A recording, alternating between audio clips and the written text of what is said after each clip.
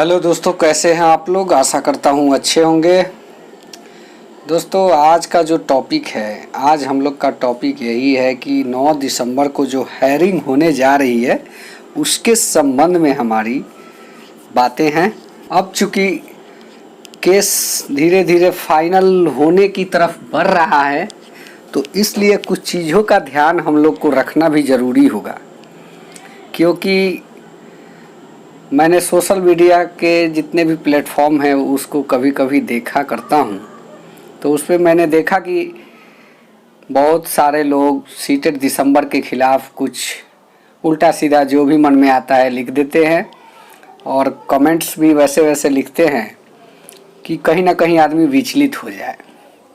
कभी कभी हम लोग के केस के जो प्रतिनिधित्व कर रहे हैं उनके खिलाफ़ भी कुछ टिप्पणियाँ लिख दी जाती है, और कभी कभी ऐसी भी स्थिति होती है कि उनको गाली तक दे दिया जाता है। चीटर भी कहा जाता है, फ्रॉड भी कहा जाता है, इतने पैसे लेके भाग गए ये भी कहा जाता है, आप लोग का पैसा पचा जाएंगे ये भी कहा जाता है।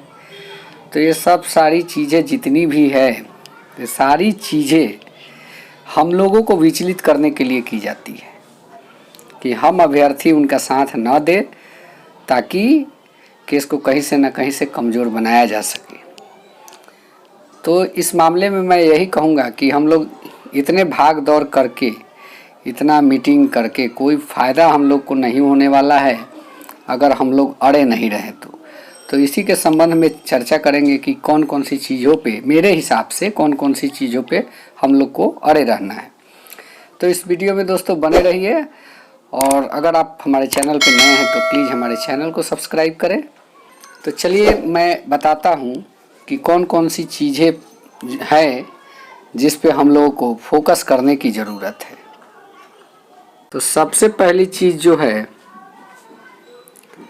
इधर उधर की बातों पर ध्यान नहीं देना है। हो सकता है कि हम लोग को कोई बरगरा रहा हो, कुछ भी कह के ये प्रयास कर रहा हो कि इन लोग को कैसे फोड़ा जाए और कमज़ोर बनाया जाए। और सेकंड चीज़ जो है, अपने जिला अध्यक्ष से केस की जानकारी जो है अवश्य लेते रहें।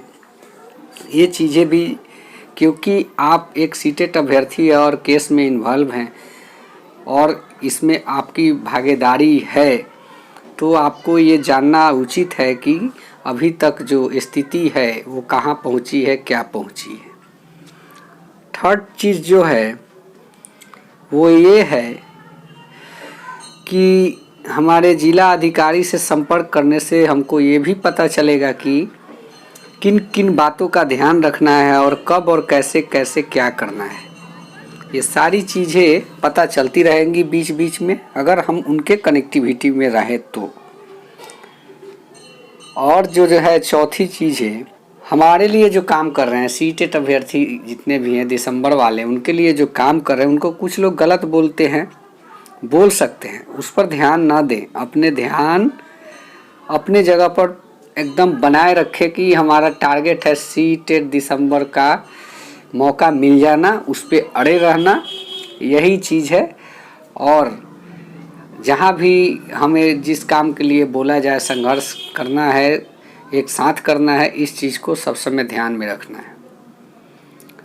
और आशा करता हूँ कि इस बार जो हम लोग की 2 नवंबर की जो हायरिंग होगी उसमें ही कुछ निर्णय निकल जाए, ताकि हम लोग को मौका मिल जाए। अब तो ऐसा लग रहा है कि जो भी होगा चुनाव बाद ही होगा, पहले कुछ संभव सा नहीं दिख रहा है। लेकिन 2 नवंबर का जो दिन है वो हम सीटेड अभ्यर्थियों के लिए एक ख़ास दिन होने वाला है, क्योंकि उस दिन माननीय न्यायालय द्वारा कुछ फैसला आए जो हमारे लिए सकारात्मक चीज़ें लेकर आए, ऐसी आशा करेंगे।